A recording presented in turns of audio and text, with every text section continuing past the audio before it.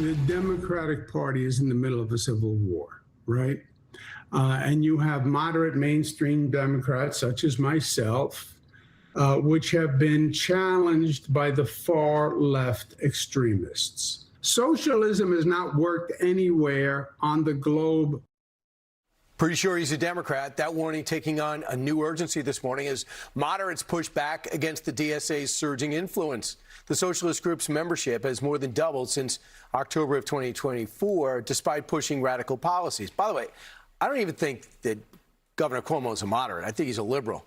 And that battle is playing out today in Arizona, where four-term Congressman Greg Stanton is facing Democratic Socialist Kai Newkirk in a high-stakes primary challenge. Now, DSA leaders are openly defending just how far they want to go.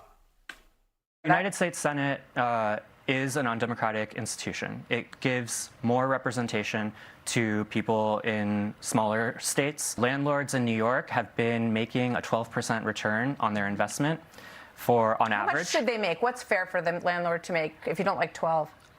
They're complaining that 12 is not enough. And we don't think that anyone should have a constitutional right to double-digit returns on their investment. Really? What country is he from? Our next guest is a lifelong Democrat who served in the Clinton administration, says his party must confront the DSA now. Jamie Metzl, you want to confront the DSA now, so go ahead.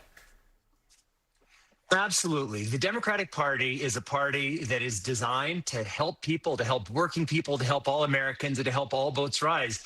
The DSA is a radical extremist movement trying to take over the Democratic Party. They want to seize the means of production. They want to eradicate police and prisons. They have a terrible message of discord and hate. And if the Democratic Party wants to maintain our own brand, those of us like myself who are highly critical of President Trump and the Republicans when they don't stand up sufficiently to the January 6th attackers or to cutting off of HIV/AIDS drugs to the most vulnerable people in the world, if we don't stand up to these radical extremists who are running on Democratic Party lines and say, we don't stand for them and they don't stand for our values, who are we and what does our party stand for? So unless the Democratic Party takes on these dangerous extremist radicals in a very clear and unequivocal way now, we will destroy our own party. And that's not good for the Democrats and it's not good for America. You know, Hakeem Jeffries asked Bernie Sanders to stay out of the New York elections, and he didn't. So, you know, Hakeem Jeffries is not a moderate. I mean, you'll look at him as a liberal Democrat, but he's among leadership. So who's got more power, the Bernie Sanders socialist or Hakeem Jeffries and Chuck Schumer? That's the struggle that's happening right now. As you know, Brian, I have a petition calling on all Democrats to condemn this woman, Daria-Liza Chevalier, who's who's the Democratic nominee in the 13th District of New York. But what I call for in the petition is for Hakeem Jeffries and the Democrats to lead the charge against these extremist radicals who are running on the Democratic Party line. And Hakeem Jeffries is trying to strike a balance between being a little bit critical and being supportive. And I understand the motivation because they're trying to gain a majority in the House. But if the Democrats gain a majority of the House miraculously, but do it by an alliance with these radicals, it's going to be very, very dangerous for the Democrats to really do anything. So I think now is the time for the Democrats to say, here's who we are and here's what we stand for. And the future of the Democratic Party is not accommodating dangerous extremist radicals who are against American democracy, and you heard it in the clip with Martha McCallum before, who are against our democracy, our way of life, our economy, and our success.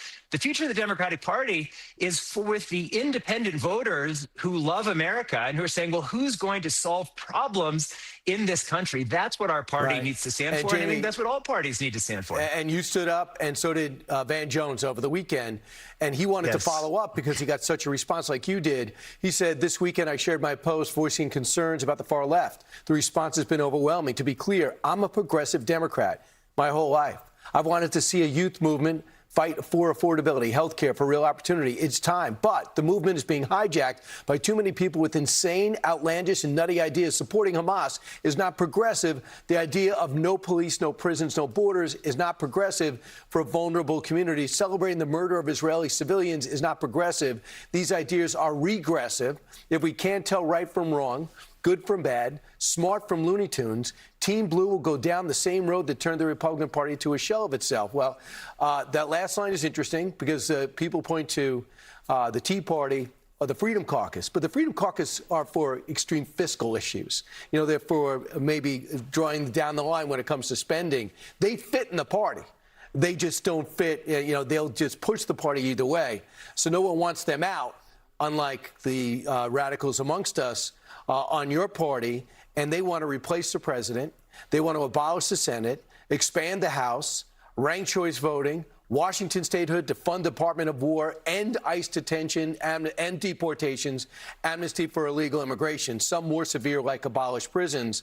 So the thing is, the big mistake you guys made, Jamie, was letting Bernie Sanders in to begin with. He never said he was a Democrat, but you let him run in your party. And now these are his disciples. And they're more motivated than the so-called liberals. So good luck with this infection.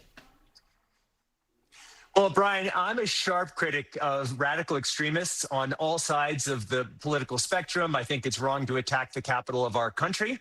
And I think it's wrong to do lots of the things that DSA and their aligned communities have done, denigrating our country and really demonstrating a level of anti-American bigotry that should be distasteful to all Americans.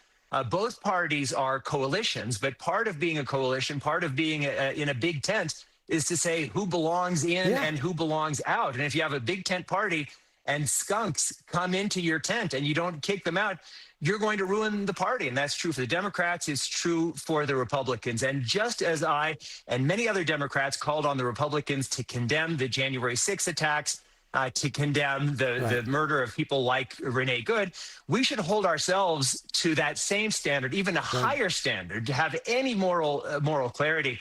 And so I completely agree with Van Jones.